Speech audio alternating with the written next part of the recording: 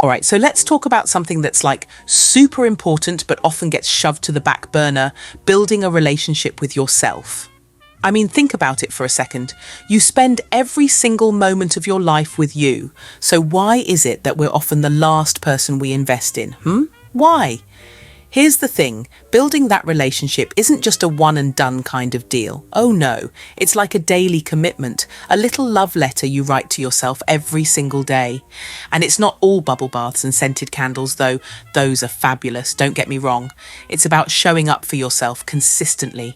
That means mindset work, moving your body, yes, even when you'd rather binge watch TikToks, and chasing those goals or passions that light you up.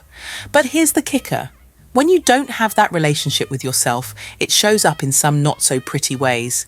You know what I'm talking about, right? Like obsessing over what others think of you, avoiding things you know you need to face, or relying on those unhealthy coping mechanisms. You know the ones, scrolling endlessly, eating your feelings, or my personal favorite, pretending everything's fine when it's not.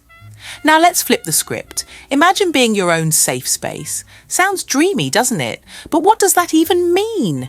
It's about learning to regulate your nervous system to sit with yourself when things feel messy or overwhelming. It's not about running to distractions or waiting for someone else to validate you. Nope, it's about you being there for you. Like, hey, I've got my own back.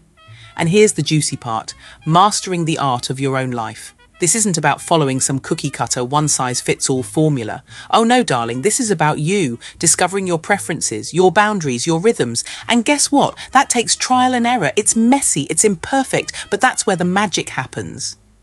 Now let's not sugarcoat it. Maintaining this relationship with yourself, it's not all sunshine and rainbows. There will be days when you don't feel like it, when you don't show up perfectly. And that's okay. It's not about perfection, it's about persistence. It's about saying, all right, I messed up today, but I'm still here, I'm still showing up. So what's the takeaway here? Well, I've got 5 strategies for you. Yep, 5. Let's dive in.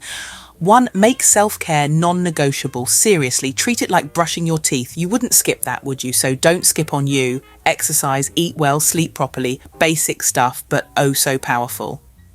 2, find what works for you, not what works for Karen from accounting or that influencer on Instagram. You. Maybe it's yoga, maybe it's journaling, maybe it's dancing around your kitchen to 80s pop. Whatever it is, own it. 3, cultivate a daily mindset practice. This could be journaling, affirmations, or just taking 5 minutes to breathe and remind yourself that you're doing your best, because honestly, you are. 4, learn to self-soothe. When anxiety hits, don't numb it with distractions. Try grounding techniques, deep breaths, a walk outside, or even just placing a hand on your heart and reminding yourself, I'm safe. 5, make space for joy and connection. Yes, spend time with people who lift you up, do things that make you laugh, but don't use those as a way to avoid your emotions. Feel them, process them, and then go have that coffee date. Here's the bottom line, this is a journey. A messy, beautiful, imperfect journey. But the more you invest in yourself, the more empowered, grounded, and at peace you'll feel. So start small. Pick one thing from this list and commit to it today, because honestly, you're worth it. And hey, if you stumble along the way, just remember, you're not broken, you're human, beautifully, gloriously human. So what's one thing you're going to do today to show up for you? Let me know, because I'm cheering you on every step of the way.